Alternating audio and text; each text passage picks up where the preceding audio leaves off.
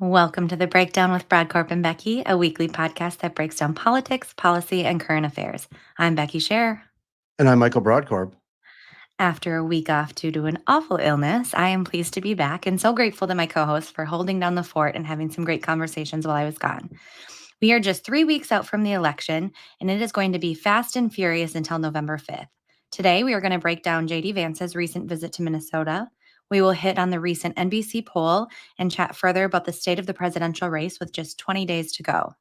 Then we will follow up on Michael's conversation with Brian Strasser last week about the controversy and trouble surrounding FEMA, its workers, and the ongoing hurricane relief efforts and misinformation. Thanks for joining us and enjoy the show.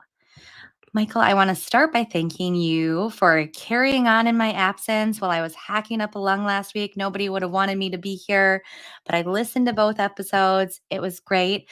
And I just want to touch briefly on a couple comments, if that's okay. Go right ahead. First off, I want to start off with I was blown away by the conversation with Representative Elliot Engen and Julius Hernandez.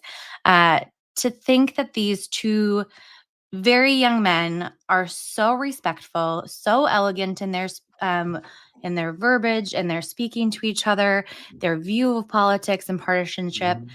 It's just so refreshing. I mean, I have had the privilege to join you for a number of conversations with both of these two individuals. And I know that that's nothing new. That's something we've heard time and time again from these two.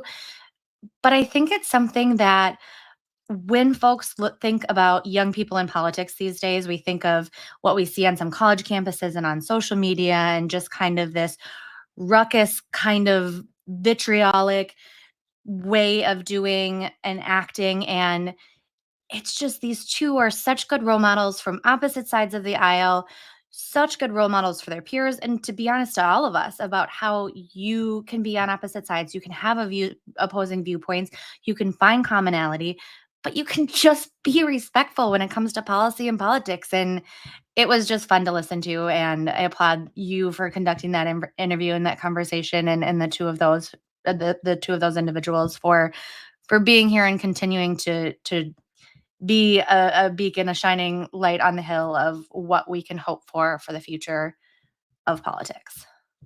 I appreciate that. First of all, you were sorely missed. You bring a sense of calmness and organization to this podcast. So you were very sorely missed. Oh, thank you. So I'm glad you're feeling better. I was going to try to go with you were like on your court ordered, like something like you're picking up trash, but you beat me to the punch and described it accurately that you were feeling well. And I'm glad you're feeling better, but you were missed and it's great to have you back. Um, I really enjoyed that conversation. It was a really fun conversation to have. Those two know each other.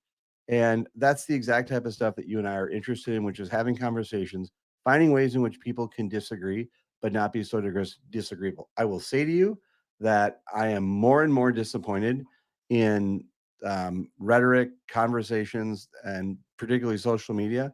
And there needs to be more Representative Ellie Engens and more Julius Hernandez's and more Brodkorbs and Becky's and Becky and Michael and whatever out there talking, because we need to do more of that stuff. And those types of conversations are just really help recharge my jets. And so I'm glad you enjoyed the conversation.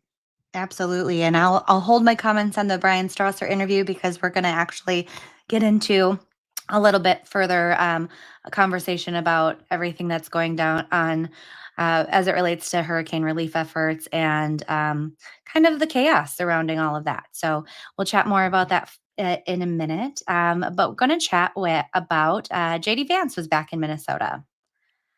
So he came in for a private fundraising event and then did an event at the shuttered 3rd Precinct in Minneapolis. Now, this is the second time we had Speaker Mike Johnson here for a press conference there. Curious your take. I like the little smirk I'm getting right now, but before I get into my thoughts on the matter, I wanna hear what you think about, one, the visit, and two, the event that the unannounced stop at the 3rd Precinct. Well, first of all, as I'll continue to say, in interest of full disclosure, I'm a Republican for Harrison Walls. It was interesting that JD Vance flew to Minnesota, didn't have an event, didn't have a public event. He came in to take some money from some donors, which is his right to do. But there was no public rally, no show of support, no enthusiasm around Vance's campaign. About the Vance Trump campaign. We don't know how much money they raised. We won't know probably till after the election. But Minnesota, it's a clear indication to me that the Trump campaign recognizes that Minnesota has no significant political value to their electoral strategy. It has a money, I want Minnesotans money strategy, and I want to quick and do a quick press conference. But there was no rally, no event, no enthusiasm, no airport rally or anything. And I think that that shows that the Vance Trump campaign, or the Trump Vance campaign, wanted to get into Minnesota, take what they could, and then get out. And one little side. Well, just go ahead and you can respond.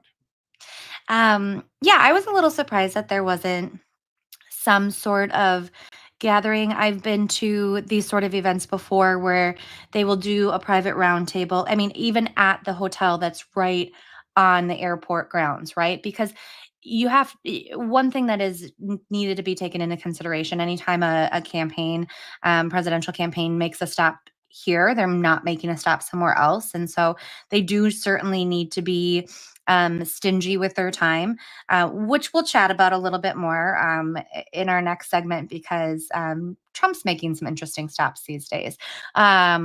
But was surprised that there wasn't like a roundtable and even some sort of kind of more intimate, 150 gathering.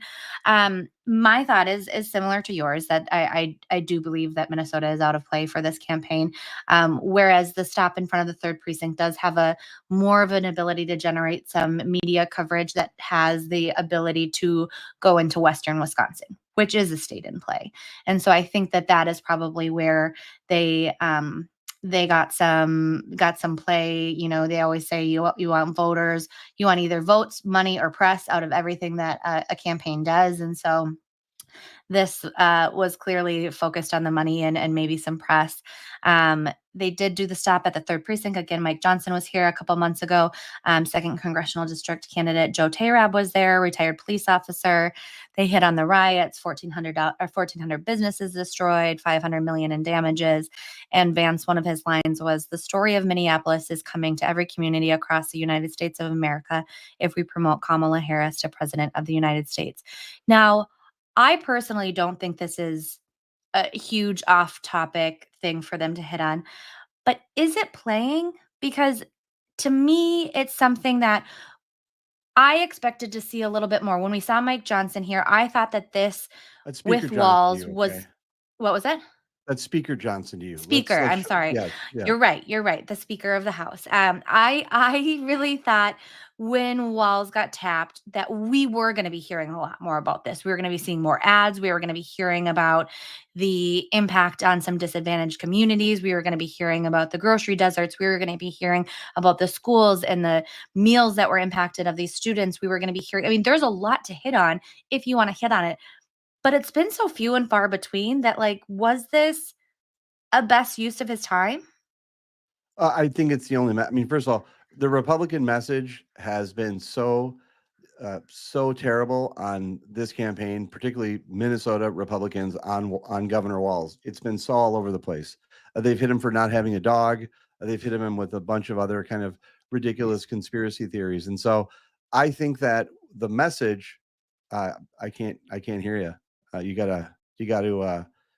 just yelling at I me. think it was that they had 2 dogs and they were lying about which was the real dog, not that he didn't have a dog in general. Well, yeah, well, whatever it was, any oxygen spent on that was a fantastic waste of time. And as a Republican who is supporting Harrison Walz, I'm really glad that all the oxygen that was spent by Minnesota Republicans and other national goofballs pushing that narrative.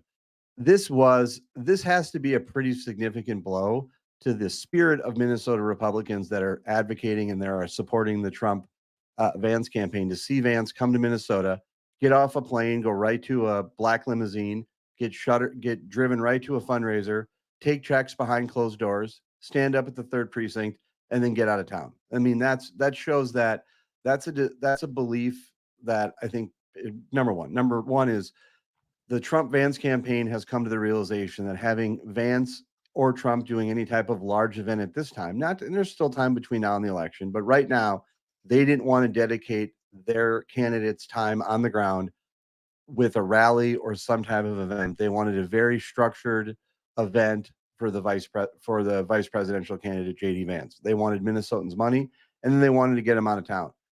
I think that that's an indication that the Trump campaign clearly does not think that Minnesota is in play, and what they want is they want to poach Minnesota for its fundraising money, which is fair, and then they want to come in and do a bracketing event and feed that message out nationally.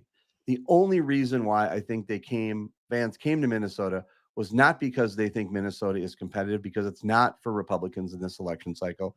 They wanted checks. They wanted to stand in front of the third precinct, lob some bombs, and then get out of the state as quickly as possible. And that's got to be a tough message for Republicans to see this close to the election, because I think it's a realization that, contrary to all the chest pumping and spinning, that Donald Trump and JD Vance are not going to win the state of Minnesota. And to play devil's advocate, I will say that it is not Of uncommon. course. I believe Kamala Harris is probably doing lots of stops where she goes in, gathers checks, and gets out. But I think the relevance here is that it's our state, Governor Walz's state, and a lot of conversation that's been had of Yes. whether it's in play or not. In 2020, Donald Trump had a huge rally here.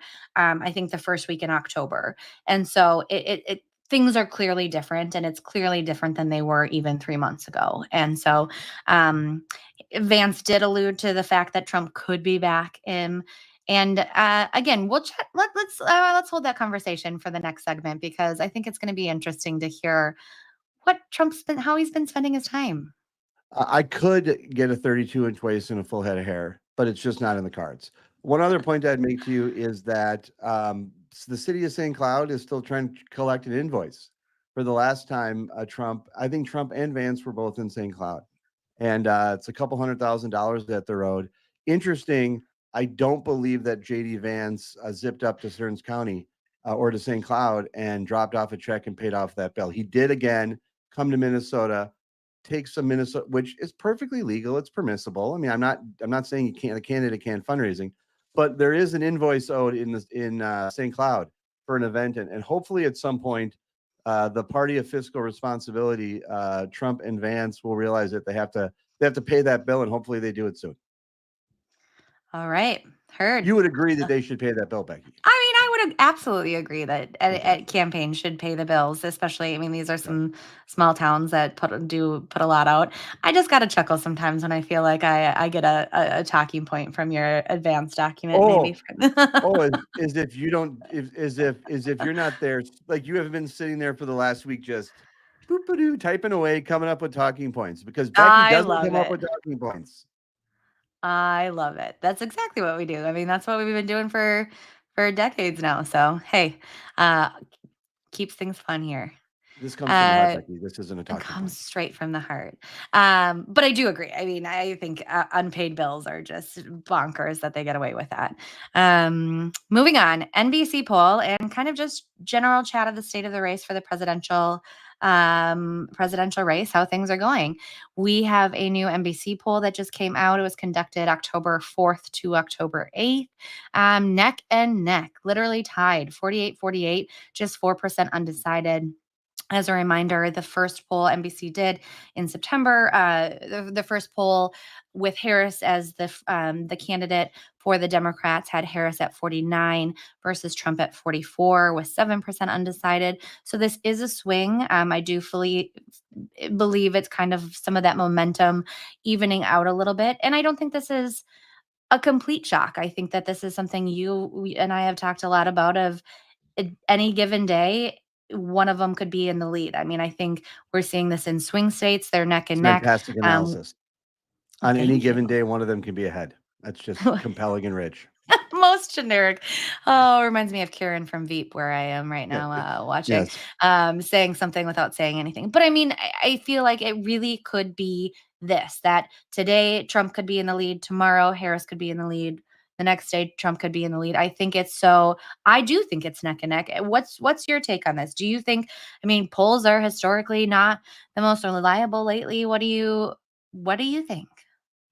From the heart, this is a flip of a coin race. I've been telling everyone since for the last month or so, if not more, this will be a flip of the coin race until election day, and anything can happen. And that's my analysis is going to change that. What's a couple interesting points, and I want to make sure I'm being accurate when I say this, but from media articles and other smart people that I've seen on TV talk, this is one of the first elections since I think modern polling where one candidate has not polled above. There hasn't been a +5 margin between the candidates, and so I think that this is going to be an incredibly close race between now and election day. Truly flip of a coin, and it's going to make a lot of people nervous.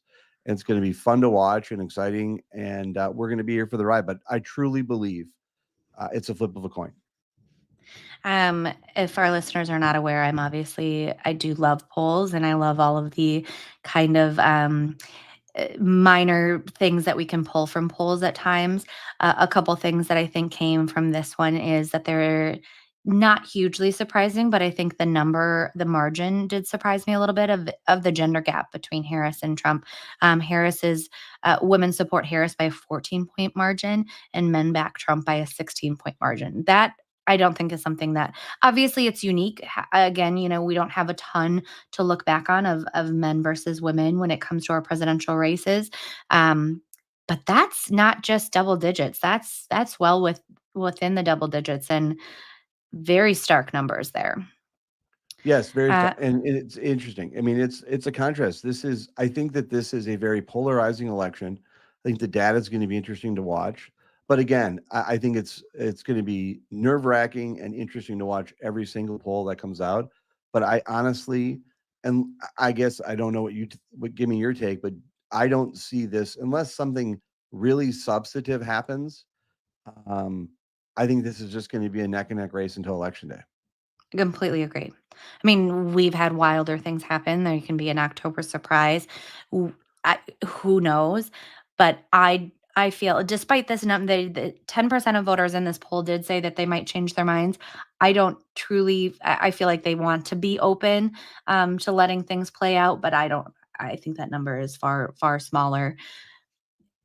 One additional point I make about polling is, and I'd be curious your take on this. I've heard, and there's been some discussion about Republicans being somewhat sheepish, or let me rephrase it: Trump supporters being somewhat sheepish with pollsters saying as to who they support. I also think that in 2022, the polls were off of it because I think abortion is a subject that people will vote privately on, and so I think I have again, I come from the premise that this election is going to be close. Again, flip of the coin between now and election day. What I think it's going to be very interesting to see after the election is why the polls differed from why the polls differed from the actual election results, and they always do to some degree. But was there some unpolled undercurrent going on where there was a larger block of voters who were either Trump supporters who didn't want to say it, people who were voting privately in the ballot box related to abortion or other types of subjects. It's going to be really interesting to watch. Mhm. I completely agree. As much as I love a good poll, I love a good postmortem. So I am excited to Oh, that's analyze creepy. that all after Yeah. the election as well. Which can I just say, and I know it's different because I spent a decade like in the trenches, deep in campaigns and politicking. Um, it doesn't feel to me like we're 3 weeks out. Does it feel to you like we're 20 days You, away from the election? you think it should be? You think? I mean, what do you mean? You think it's? You think? I Does it don't feel know. like Am it's the I day before, or is it like? I feel like we're, like, months before. I don't feel like Oh no. I don't feel no, you don't agree? I think this is we're in the silly season. Yeah. This is the silly season. This is where I think some people struggle with the pressure cooker of what's going on in an election. But it's gonna I just yeah, I mean, it's gonna come fast. I mean, we got 3 weeks from today. I mean, 3 weeks from Mhm. today, depending on how you count it. By the way, let's have this quick discussion. If you're doing a countdown to election, so I consider it to be 20 days from election, not 21. Oh, What's your take thank on that? God. I do too. And I said 20 minutes or 20 days earlier, and I honestly like struggled whether I was going to put 20 or 21 because there is you can go back and forth of whether it's you count election day or you don't count election day. There are 20 days until election day, right? So there are 20 days between now and election day, and then you wake up and it's election day. So you don't count that day. So we're in agreement that so on the breakdown with Brodkorb and Becky, we do not count the final day. It's up to that day. Correct. Fantastic. That's That's one of the correct. only things we've ever agreed upon. I genuinely got nervous when I put that in though. That's why I said Yep. 3 weeks at one point, and then I Yeah. did change it up. So that's really funny Yep. that you bring that up. Thank you. Yep. Yep. A couple other points I want to hit on here. There is a little bit of a popularity flip for Harris. In September, she was 48% positive, 45% negative. Now sitting at 43% positive, 49% negative. I don't think that's super surprising as things move on. Welcome And to the it's campaign. right. That's what Um, happens. Trump is also sitting at 43% positive, 51 negative. This is his highest positive since leaving office. So a little notable there. One thing that I thought was really kind of interesting from this poll was perceptions of the Trump and Biden presidency and whether this Biden presidency is still impacting Kamala Harris. So they asked voters, did the administration's policy help you and your family, hurt you and your family, or not make much of a difference? When it comes to Biden, only 25% said helped, while 45% said hurt. And when it comes to Trump, 44% said Trump and 31% said hurt.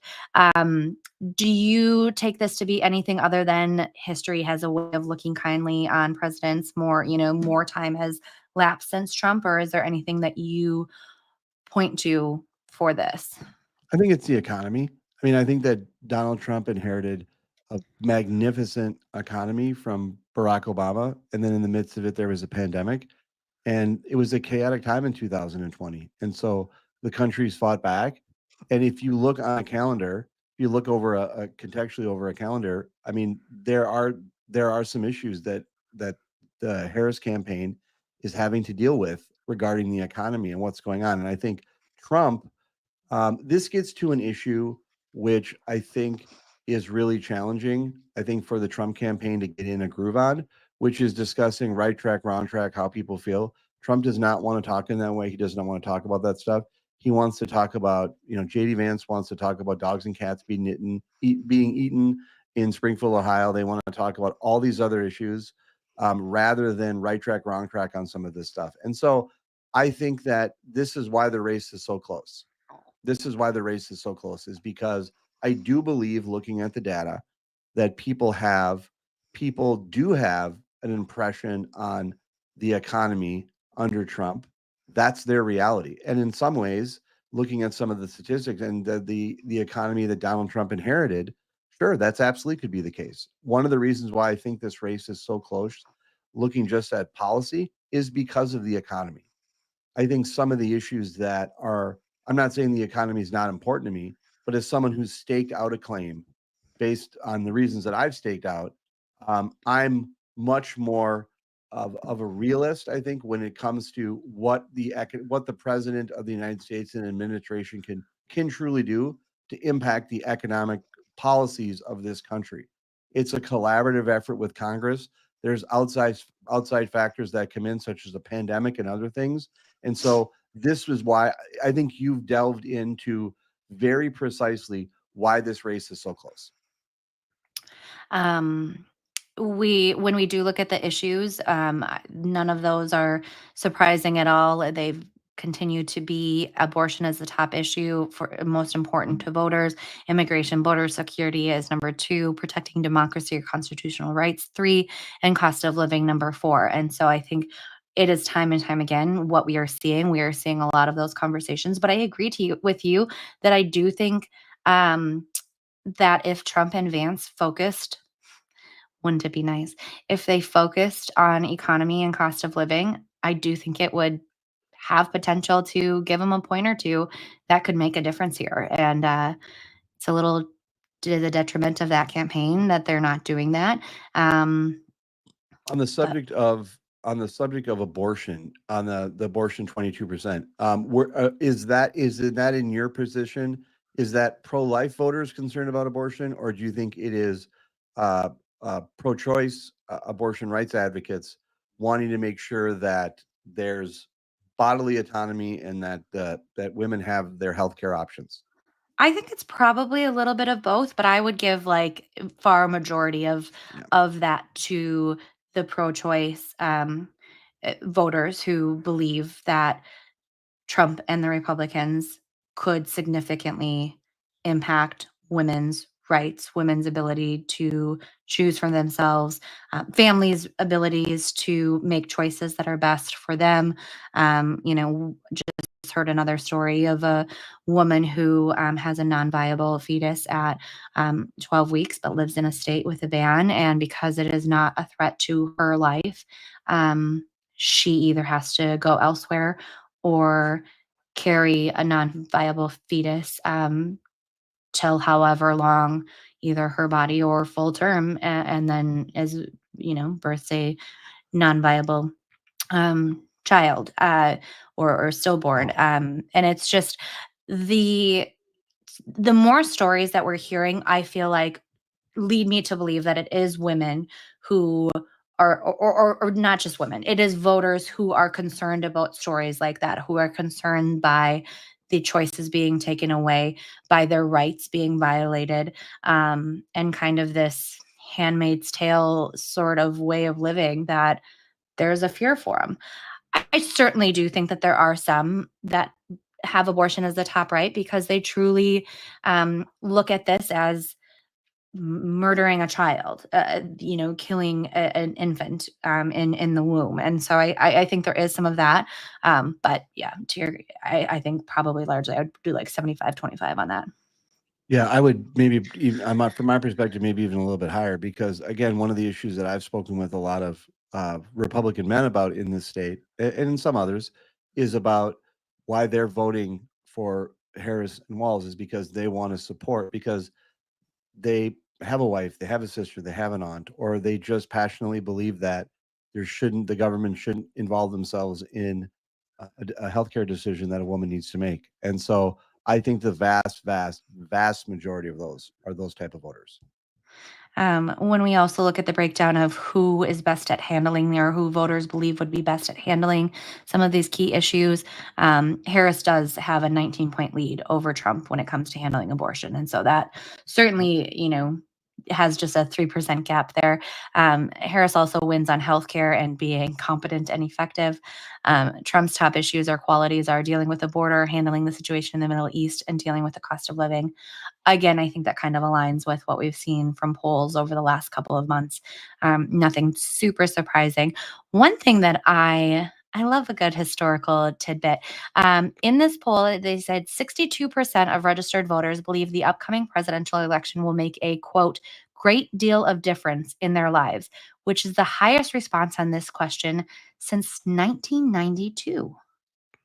That was my first election that I voted in 1992, and I will say to you without any hesitation, I do. So one of the things I think we've talked about on this show about is some people sometimes feel the first election they vote in is the most important election they've ever voted in. And I'm not going to lie and say that I thought the 1992 election was important. I still remember all the buzzwords, but I have been very consistent that I think this election is the most significant election of my lifetime. And I put it at the top. I put it over the 2004 election. I put it over the 2000 election. It is without a doubt the most significant election that I've been a part of. And so it is, it's really interesting to see that resonating with people that this is an election that will make a great deal of difference in their life because I do believe the stakes are that high. It's funny you mentioned 2004, and this is not an age thing, but that was my Yes. first election, and I do believe that was a significant election, and really what got me started to be interested because there was so much tension and conversation about what was going on. President W. Bush, who I'm a big fan of, and just really what was going on at that time. But I would have hey, pegged you I've as a John F. Kerry voter. no, not my guy. You're a big I love W me fan? some That's great. W. That's great. uh, but hey, I've a lot of elections. I've had a lot of tears and a lot of. I mean, man, elections are a stressful, emotional time. But I don't disagree. I think this is something that, for a multitude of reasons, for all of these top reasons, right? The impact on abortion, the impact on what's going on in our foreign affairs, the impact on our cost of living and our economy, what will happen to our democracy either way. I mean, it is kind of mind-boggling to think of the implications that this election will have, regardless of who gets elected. Both Harris winning or Trump winning have so much that comes along with it, and I don't know that my mind can fully comprehend that. And we'll have many conversations after the fact as we start Yep. seeing stuff unfold. But yeah, man. Last comment on, well, we kind of already chatted about it. Swing state polls are, I mean, again, neck and neck. There, Trump has a slight edge if you look at Real Clear Politics. That average them all. They're all between like point 0.2, point 0.1. It's wild to me. Have you, in your history of looking at polls and looking at swing states, is this the closest it's been across the board? I mean, I feel like usually we see like, three of them going one way, three of them going the other way. This seems crazy to me. Yes, this is it's every day matters in this campaign. Every day matters, and it's going to be. As I said before, I don't believe that this election is going. I don't think we're going to see, unless there's some big event, unless something significant happens that we can't predict, or something along those lines. Unless there's some type of big October surprise, I don't see how this. I think this election stays this way, and I think that's going to drive some people crazy. I think and it's already starting to, because I think some people are people are in a pressure cooker. This is going to feel what this election is starting to feel like for, I think, a number of people, is if you've ever been to Valley Fair and been on the corkscrew, just that kind of tick tick tick tick tick tick up before you go down. And there's a bunch of people that are that tense right now, and I think it's great. This is a fun election to watch. I'm excited. But it's very interesting to see how just amped up people are and tense they are about stuff. And I simultaneously believe that this election is the most significant of my lifetime. But you want to know what? Sun's going to set, sun's going to rise tomorrow. And we still got a Vikings game on Sunday. And we're going to have a Vikings game on a few Sundays after the election. And so I'm trying to keep everything in perspective. I appreciate that. I do want to say, so I mentioned it before in a couple times in recent episodes, but we're rewatching Veep, and if you're a political nerd and have not watched Veep, I highly encourage you to go indulge. It brings some levity to the chaos that are these campaigns and these election cycles. But right now, we're just getting to the part where, spoiler alert, there's a presidential tie, and it is wild watching that go down, and something hopefully we'll never see in our lifetime. But crazier things have happened, so maybe we'll have a electoral college tie in November 5th, and then chaos can continue beyond. um, as Who's you your talked favorite about, candidate on Veep? my favorite candidate. Yes. I mean, Tom James is just spot Yes. on, right? He is Yes. just perfect. Love him. I Hugh like Laurie, so good. Yeah, I mean, obviously, I like Julie Louis Dreyfus Right. as Sonny Meyers. I'm a big fan of the Roger Furlong, the congressman senator from Ohio. He's got a great way of just putting together some insults, and my His goodness, zingers are insane. he's really good. And there's certainly not PG. There certainly are, and some of them are actually probably NC-17. They're pretty rough. Yeah, pretty But, rough. it's all fun and games. But if you've been around politics, you know that that's not too far from the truth, and sometimes how Not the things way I've ever go. spoken politics. No, Maybe you never. have. Maybe No, you have, but never. not me. Yeah, exactly. We've been talking about how everyday matters here. So kind of pulled together some of the recent and upcoming campaign stops from the last week or the upcoming week. We had, like we mentioned, Vance is in Minnesota, and is heading to Pennsylvania. Walz is doing a couple stops in Wisconsin, heading to Pennsylvania as well. Harris is spending some time in Michigan, also going to Wisconsin. But let's chat about President Donald Trump. Last week, he spent some time in California and Colorado. He's spending some time in Illinois. He has rented out, I think, Madison Square Garden for an event in New York. Now, a couple stats that came from this article. A Republican has not won New York in a presidential race in 40 years. It's been 36 years since the GOP has won California or Illinois, and Colorado has not voted for Republican at the top of the ticket in 20 years. This is an interesting way to spend his time. Yes. This will be this if Trump is not successful, people will look back at him spending time in California, New York, and Illinois as not a good use of his time. If you remember in the 16 race, people said Hillary Clinton just went back to Wisconsin where she probably would have won. If Al Gore wins his home state of Tennessee, it doesn't come down to Florida in 2000. And so ultimately, there's a strategy behind this, but it's not a let's win New York, Illinois, and California strategy. It's to go there and message outward from those states. Right? What do you think can be absolutely? I mean, and what do you think can be attributed to this? Is it just Trump being headstrong, saying, "I'm picking where we're going, and this is where we're going"? Yes, I think he's looking for messaging opportunities, not necessarily electoral strategy messages. And those may seem different, but if you think about this, so let me just be as fair as I can here. JD Vance came to Minnesota yesterday. He came in to get money. He did a press conference and then he left. So he didn't do any kind of mingling with Minnesotans to try to win their votes over. He spoke to a fundraising crowd and then he did a press event. Now, that press event obviously has an impact because we see it on local TV, Becky. But as you know from your comms and PR experience, what they're doing is messaging out from there. They're bracketing outward. And that's what they're doing. And so, and let me just be, there's nothing wrong with JD Vance coming to Minnesota and raising money, doing a press event like that and leaving town. What it shows to me, and there's nothing wrong with Trump doing this in California, New York, and Illinois. But the significance of both events is that the candidates are really not in play there. Vance is not in play in Minnesota. Trump and Vance are not in play in Minnesota. And based on all available polling, Trump is not in position to win California, Illinois, or New York.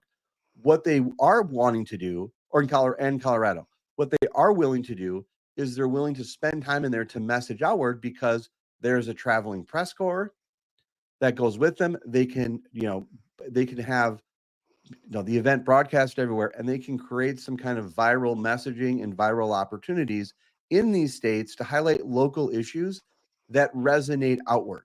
And so that's kind of what JD Vance did in Minnesota yesterday. He went to the 3rd precinct, made a series of allegations and statements and tried to portray that in a framing and bracketing that benefited his campaign, not necessarily in Minnesota, but benefit out of this state and message broadly across the country. But what he didn't do is he didn't spend time interacting and having a rally with Minnesota voters because that's not a good use of his time because he's not going to win here. And so Trump, I think, is doing a little bit of the same, except in some of these, particularly the Madison Square Garden event, he's having a very large event. I the thing that's the most surprising, because I get that. I do think that there is something to that. But when we were chatting the other day with, I believe it was when we had Will and Anna on, and talking about the Trump campaign's strategy to target some low propensity voters, I feel like the rallies in these targeted states are a great opportunity for that, right? You have your friend, you're not maybe one that doesn't vote all the time or not super passionate, but you go to a rally with your friend, or you have a friend that goes to the rally. People like to be wooed. They like to hear, there's a reason that rock stars are on stage and saying, "Hello, Minnesota." Like, people like to hear their state, their town, their, community mentioned or wooed or important to these voters. And so it just feels like we're 20 days out, and I get it. There's a time and a place to go all these places, but it's such a missed opportunity and really frustrating. And I think something that if Trump is not successful, that they can point to say, like, look at you had multiple days, 2, 3 days of missed opportunities connecting with voters in these swing states that actually could make a difference, whether it's 500, 1,000, 1,200 votes that could get you over the finish line. And it's nothing surprising anymore when it comes to President Donald Trump, but a little So shocking. so you don't see, you see the messaging benefit, but you think, do you see the messaging benefit? Your argument would be, do the same message, but do it in a state that you can actually potentially pick up, is what you're saying. Yeah, because my thought of this when again, when we're talking to the strategy of the low propensity voters, I don't think a low propensity voter is spending their time in October watching CNN, watching MSNBC, and getting this How messaging dare from an you? event in Colorado.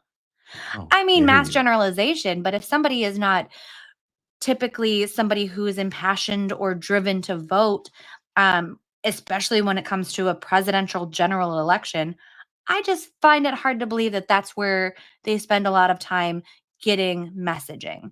Whereas if I believe that they would get a lot more from social media. And so, again, when you have President Donald Trump in your state and you're seeing your friends and your family and your coworkers and your colleagues and your mechanic or whoever it is posting on your feed about all of this, that's where I feel like the opportunity, if that's truly their strategy with these low propensity voters, is you need to go that way. There is absolutely a messaging opportunity when it comes to these other states, but I don't believe it just doesn't seem to fit into what they are saying their strategy is. Yeah, and you know where voters get a lot of their information from is from, Us. look at that, from the TikTok. Can we And talk about that? I joined the TikTok. Is that I what the kids call saw. it? Do they call You've it the been TikTok? crushing it, man. I joined the TikTok, and I appreciate Julius's comment that I'm the king of TikTok. Yes, I am the king of TikTok these days. I joined the TikTok. Is that what they call it? The TikTok? Not it's just TikTok. I'm just joking. My Yes, I husband likes joined to call it the Tic Tac, so the TikTok. I like that, but yeah, he's a Packers fan, so I can't use it. there you go. Yeah, I joined TikTok. Everybody go visit follow. Is it M. Brodkorp like everywhere At M else? Brodkorb on TikTok, and I appreciate. I think the CCP is watching me in China, and look, if China wants to know what I'm up to, I'm I'm comfortable with that at this point in my life. I turned 50, past the Cocoon Brimley line. What else I can someone know about me? I don't think you've been, hiding what you've been up to, your social media up to this time. Might as well join the TikTok. And if there's anything that yes, and if there's anything that people need, it's more of me on social media channels Absolutely. and platforms. And so follow me on TikTok at M Broadcorp. There you You're go. on I TikTok love it. too. You're on I the mean, I am. TikTok, I've aren't never posted, you? but Okay. I do like to We'll talk scroll. about we'll talk about that off air. All right. Last thing I have for the presidential campaign, the Harris campaign has surpassed $1 billion since joining the race. Very significant. Um, I don't really have a ton to say about that. I'm just proud that my first financial contribution to a presidential campaign put them over the $1 billion mark. It's all thanks to you, Michael. Yep, it is. It was my first presidential donation I made to a presidential. I was I shocked when love I it. learned that. I've never been a big Um, donor, but I did make a I did put my mark in history. uh, Congratulations. I applaud that. Thank you. And I lied. I have one more comment. I'm not normally a big SNL watcher. Okay. Oh But I boy. gotta say, so we're new season started. The coverage of the presidential race is so good. It's Yes. so good. At least you got to watch the cold intros. Maya Rudolph is back playing. She's playing Kamala Harris. We have one of the cast members, I forget his name, playing Trump, does a great Trump. Um, Dana Carvey playing Joe Biden is like everything my heart could ever hope and dream for. The Joe Biden, the guess what? Yep. He just always his little thing. Guess what? And then don't you know? He's so funny. The Governor Walls is great. Jim Jim Gaffigan. Gaffigan, so good. They just did an episode and kept calling him Governor Waltz, and it's just fantastic. But it's so good. I really love it. It brings some good, nice lightheartedness to this heaviness of this campaign season, and highly recommend to go check it out if you have not yet. Yes. One last point on that is I've been seeing the reaction on social media. Apparently, people are just there's a people who are paying attention. I think for the first time and they're trying to draw some data point with Saturday Night Live making fun of candidates. Guess what, folks? Saturday Night Live makes fun of Republicans and Democrats all the time. If I read one more time that so and so is done, if you've lost SNL, you're this, you're that. Go through the archives of SNL. Oh They my make God. fun of everyone, and I would encourage Since the people to beginning of look. time. This is like the Yes, 50th season. It yes. is nothing new. Yes, I would remind people to remember that they're President Trump, President Obama, President Bush, President George Herbert Walker Bush, President Clinton, all the way back, Ford, Carter, Nixon. Nixon, SNL wasn't on when Nixon was on. Nixon was president, but they all were lampooned. They were all made fun of. It's an American tradition. Just relax, sit back, and watch TV and have fun. It's so good. And It's it's so just good. like, just go and enjoy it. It is one time to be like, Yes. we are literally living a comedy, and it just makes you feel a little better about the situation. Dana Carvey did George Herbert Walker Bush. Was he? Yes. Yes. And guess As a what? And by the way, I yes, just he can't. does a I great just job. can't. He does a great job. So good. So good. All right, moving on. Almost done here. Wanted to chat a little bit. So you had Brian Strasser on Thursday for a bonus episode. Um, his knowledge on the emergency relief efforts, FEMA, everything was just so compelling and so helpful. So many things I didn't know, and just kind of dispelling some of the misinformation and disinformation that's going on out there. So shout out Brian, great job, and great kudos to you for pulling some of that stuff out of him to dispel some of that misinformation. But I want to throw it to you to kind of chat about this recent story we had coming out this week in North Carolina. Well, first, let me just say before we start throwing a bunch of accolades Brian Strausser's way, we on the breakdown with Brodkorb and Becky, we recognize that he's an expert on misinformation and on matters related to the Second Amendment. He is not an expert about sports. And so let's just be clear, we're not interested in Brian Strausser's position on any sports related matter. And I hope Brian's listening. He is, by the way, he's a grown up in an absolute room full of children on social media and stuff. And so I so appreciate Brian Strausser's approach, his discipline, his willingness, his fidelity to the truth, and how he presents himself on social media. He's great to follow.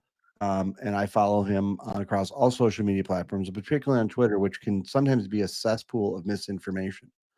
Brian laid that out very effectively in the last episode, and I would encourage our listeners to follow him on Twitter for his misinformation and Second Amendment takes, not his sport takes.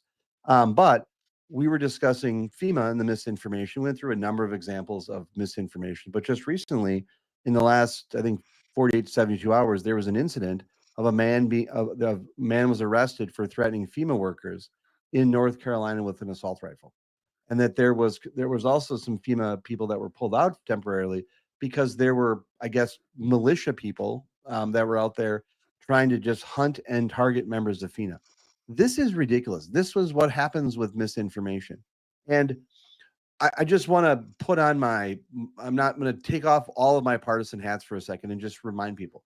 This is what happens when there's danger in elections and misinformation, and this is why people have to have a fidelity to the truth and what they're doing. And because social media amplifies everything. And when you have, I remember when I was doing training and I would talk to people about social media, I would say, look, if you have 1,000 subscribers on social media, let's say you have 1,000 followers on Twitter, that's 1,000 people that have signed up to listen to what you have to say. And you and I have both done comms in before social media, kind of in the traditional sense. And I would kind of paint this picture of people like, look, you can walk into a room and there's 1,000 people just waiting to hear what you have to say. And so be recognize that power exists. With power comes great responsibility, and you need to be careful of what you share. And we've seen time and time again this election cycle, and outside of the elections, where misinformation leads to dangerous situations. And what FEMA is what's happening on not only with the FEMA misinformation, but how members of FEMA and other people that are involved with relief efforts in the aftermath of natural disasters, the way they're being targeted is just shameful. I would encourage our listeners, again, follow Brian Strausser on social media. listen to our episode that we've had with him on. He is a great resource for dispelling misinformation. And it was a wonderful opportunity to talk with him, not about sports, but about FEMA. Absolutely. It was a great listen. And just really unfortunate. There are people who have lost everything, people who have lost their lives or lost loved ones. There are still people missing, and we don't even know what that number looks like yet. And to think that the folks that are there on the ground trying to help and get some relief and organize the chaos that is in these places where, I mean, the images are just horrifying, um, that people are targeting those helpers, is really, really sad, really unfortunate. And of course, the misinformation that is coming out. Brian really detailed where the different budgets that things come from and the different management of things and how states fly in to help and the structure and organization of all of that it is not just done willy-nilly. It is not just because illegal immigrants are getting something, which whether I agree with that policy or not, that is not taking money away from the hurricane relief efforts in North Carolina and Florida and the states on the coast. So it was really good to hear. I hope a lot of people listen. And again, I know you guys talked about the bumper sticker that he had shared, but we just all need to do a little bit better about getting some more information before criticizing or jumping on some bandwagon. And I think Brian helps do that. And I'm glad we are able to have him on and help amplify his knowledge on that. Yes, Brian again is a resource on a variety of subjects, and we're glad to have him on and talk about stuff. I don't give a darn what he says about sports, but on every other subject, he's great. By the way, I have one FEMA story to share. Great, go. Um, so I may have mentioned this before, but my kids love to go antiquing or thrifting, and so I was in Iowa a few years ago, and I was at a thrift store, and they had a FEMA jacket and like the kind that you'd see like the blue kind of Yeah, I can windbreaker picture it. Yep. with big FEMA letters on the back. I bought it for like $3. And so up in my closet upstairs, I have this kind of government issued official looking Yeah. FEMA jacket. I was gonna wear it for the Strasser episode, and I was gonna throw it on for today for this episode. I didn't want to be respectful to FEMA. I don't want to portray myself as a government official, which I'm not. But FEMA's doing great things, and I got to be honest with you. I might probably wear that jacket as a FEMA supporter. Obviously, I will disclose that I'm not an agent, but it's kind of a cool jacket, and That's really cool. FEMA's doing good stuff. It's got a reflective back and the FEMA letters, so I could be like out like with traffic cones, like move along, people. There's nothing to see here. Mind your business. But I wouldn't ever represent myself as an agent of the government or an agent of anything. Great to clarify. Thank you so much. Speaking of sports, let's go into our last one Oh, here. great. So, football. We have Bum tied bum for the bum last 3 bum. weeks. Our picks for the last Yes. 3 weeks have been the exact same. One all the way down to 7 points. We both had dismal, weeks up to 11. I think that we both got this week. You I know why just I think that can't is? catch a freaking break. Do you know why I think that is? Why? I think you're Because you're taking cheating? advantage. I think I was going to say I think you're taking advantage of the manager mode that you have, and you're going in Oh, after I make my picks, and you're copying my picks. right. That I is think it. what we need to do this week is screen capture our picks as they're made, and just make sure that there's no funny business. Sounds great.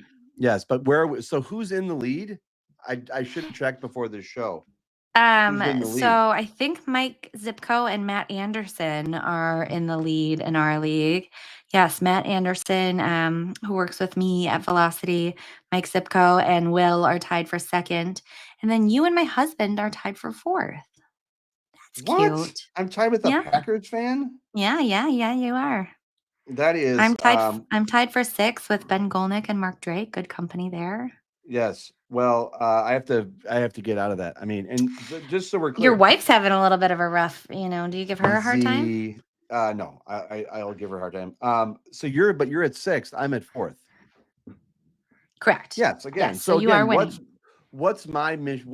Just repeat to our listeners what my objective is. It's just to win. It's just to beat me. That's right. My objective is to just beat you, and then if I can win the league, that's great. By the way, how many years have we been doing this? This is our second. And who's the reigning champion? Okay. That's Technical right. difficulties. Technical difficulties. I've heard that before. Well, Becky, thank you so much. Any other subjects you want to get into before we shut this down? I don't think so. All tapped Well, out. it was great for you to be back. You were missed. As I said, you bring a calmness and an organization to this, and you were missed. It's great to have you back. Glad you're feeling better. And we will be back soon. The breakdown with Brodkorb and Becky. Let me start over. Before we go, show some love for your favorite podcast by leaving your review on Apple Podcasts or the platform where you listen. You can also leave a review on our website and follow us across all social media platforms at BBBreakPod. The Breakdown with Brodkorb and Becky will be back soon. Thank you so much for watching. Bye.